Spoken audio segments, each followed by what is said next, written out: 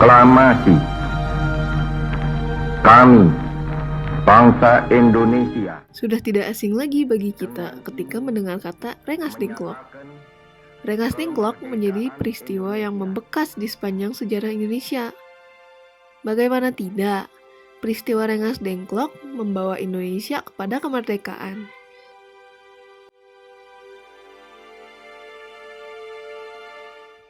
Peristiwa Rengas Dengklok terjadi tak lama setelah Jepang mengalami kekalahan dalam Perang Dunia Kedua. Dua serangan bom atom berhasil meluluhkan Jepang di kota Hiroshima dan Nagasaki pada tanggal 6 dan 9 Agustus 1945. Hal ini membuat Jepang terpuruk, baik dalam kondisi politik maupun ekonomi. Akhirnya, pada 15 Agustus 1945, Jepang menyerah tanpa syarat kepada tentara sekutu.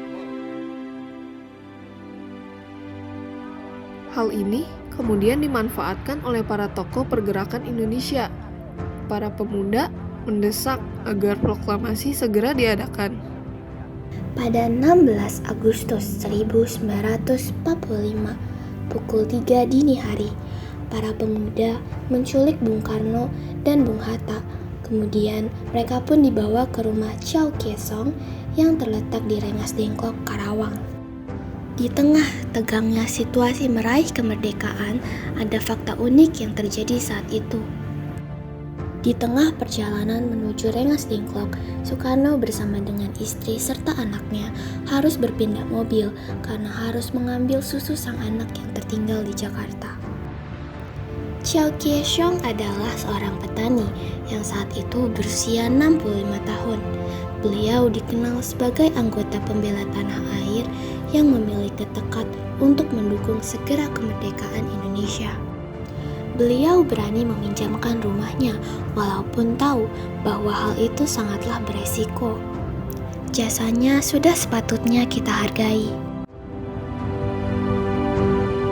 Karena waktu itu memang gak ada lagi rumah, memang tempat yang paling aman dipilih rumah ini. Gitu, memang udah paling aman lah. Ini kan dulu kan kayak hutan, sini masih jarang penduduknya. Di dalam lagi masuk ke dalam kan. Jadi aman. Iya.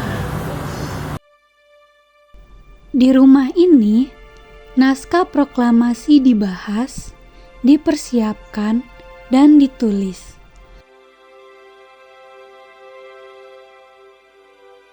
Soekarno dan keluarganya beserta Hatta juga ikut menginap di rumah ini.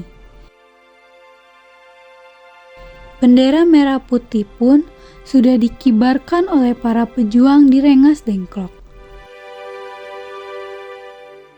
Ya kalau di sini kan cerita sejarahnya kan, kalau rumah ini kan dibangun tahun 1920. Terus kalau peristiwanya ya pada tanggal 15 Agustus, terus kan istilahnya Soekarno Hatta diculik sama golongan muda PETA, kan PETA, pembela tanah air. Kenapa diculik dari Jakarta diambil? Karena mendesak Pak Soekarno supaya cepat-cepat proklamasi, jangan tunda-tunda lagi, takutnya kalau kelamaan nanti Belanda masuk lagi, kita tuh udah kalah gitu, makanya diculik. Kenapa kok bisa masuk bawa ke Karawang Rengas Dengklok? Karena markas petanya ada di Karawang, Tanjung Pura tuh, Bojong. Nah, kalau di sini kenapa bisa bawa ke sini kan lebih masuk lagi ke dalam karena ya ada yang bawa lah. Jadi peta kan, anggota peta kan banyak, Bandung, Surabaya, dari mana-mana lah, Bekasi, Jakarta, dari mana-mana. Jadi ada satu, memang nggak ada lagi rumah yang aman. Makanya ada itu Masri itu pedasi, dia kan anggota peta orang Dengkloknya asli, udah bawa ke rumah gitu, bawa lagi sini. Di rumah ini, Bung Hatta menginap di kamar bagian kiri.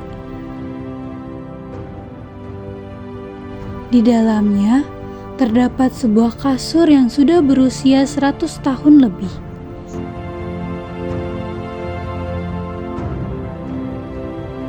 Selain itu, banyak juga piagam-piagam dan penghargaan yang terpajang dengan rapi.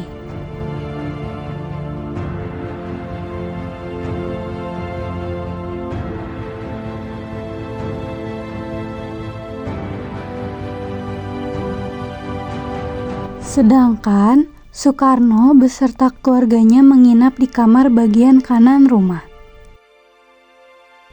Di dalamnya juga terdapat kasur yang sudah berusia 100 tahun lebih.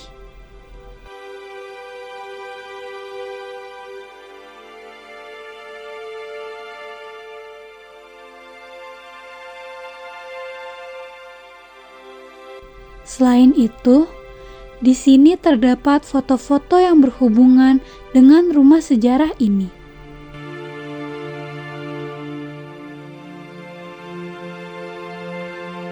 Kalau rumah masih sama, lokasi pindah. Kalau dulu aslinya pinggir kali. Nah ini fotonya di pinggir jalan.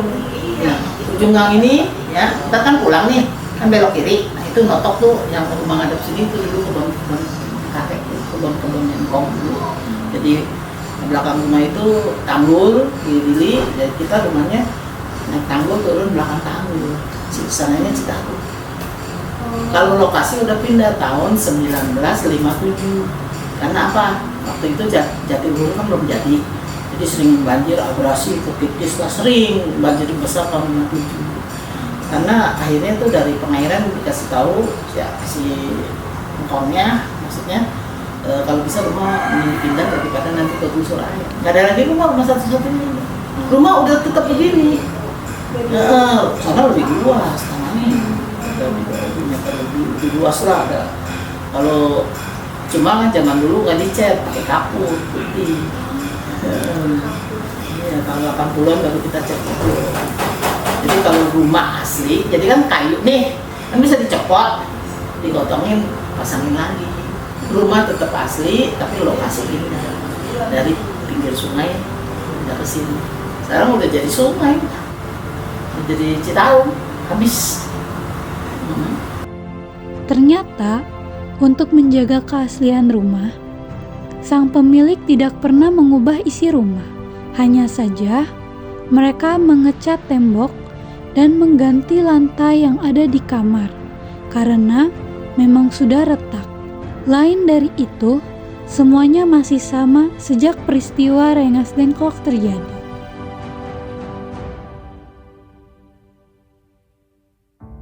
Enggak sih, kita sih enggak. Kalau peninggalan misalnya Pak Soekarno ini nggak ada, karena kan apa, mereka kan darurat, boro-boro bawa-bawaan. Mas Guntur aja susunya ketinggalan, susu kalennya waktu itu. Jadi nyampe sini tanggal 15 sore ya, terus nggak lama buka puasa, karena waktu itu bulan puasa, bulan Ramadan, terus nginep 1 malam ya Pak Soekarno dan yang lain-lainnya bikin konsep lah, perumusan, rapat segala macam, bikin perumusan di sini. Selesai, besoknya 16 kita bendera udah kibar di sini di Rengas Dengklok. Makanya kalau orang Dengklok 16 Agustus aja. Nah baru dijemput balik sama Pak Ahmad Subarjo, dicari Soekarno dibawa kemana sama golongan muda. Ke Dengklok disusul, mau kasih tahu bahwa Jepang udah kalah, dijemput balik ke Jakarta. Malam tuh 16 sampai Jakarta, pagi lah subuh lah. Nah, siang itu naskah diketik balik sama Pak Said Melik, ada kan di sejarah. Nah, terus jam 10 paginya diproklamirkan di Pegangsaan Timur di Jakarta, proklamasi. Itu sih peristiwa sejarahnya. Memang nggak lama, di sini cuma 2 hari, 1 malam. Gitu. Karena kan waktu itu memang lagi hitung-hitungannya memang tanggal 17 udah harus merdeka. Nah, memang di golongan tua Pak Soekarno lagi persiapan kemerdekaan juga kan waktu itu kan, dari PPU PKI dan Jepang janji memberi hadiah kemerdekaan gitu. Itu kan makanya pemuda pemikirannya ngapain gitu, kapan lagi mumpung Jepang udah hancur kan negaranya kan, udah boro-boro ngurusin tentara yang di sini. Nah, hancur itu Pak Soekarno didesak untuk cepat kemerdekaan. Sejarah singkat sih di sini. Gitu. Rapatnya di sini, terus tempat tidur 1 dibawa ke Museum Siliwangi Bandung, meja segi 4 yang pakai bikin konsep, bangku kayak ini, tekot itu peralatan yang dipakai tahun 1960 ada, udah dibawa ke Bandung di Museum Siliwangi. Karena kan kita Kerawang sini masuknya ke Jawa Barat. Itu aja sih. Ya pesen sih nggak macam-macam lah, nggak aneh-aneh. Yang penting jangan sekali-sekali melupakan sejarah, itu aja.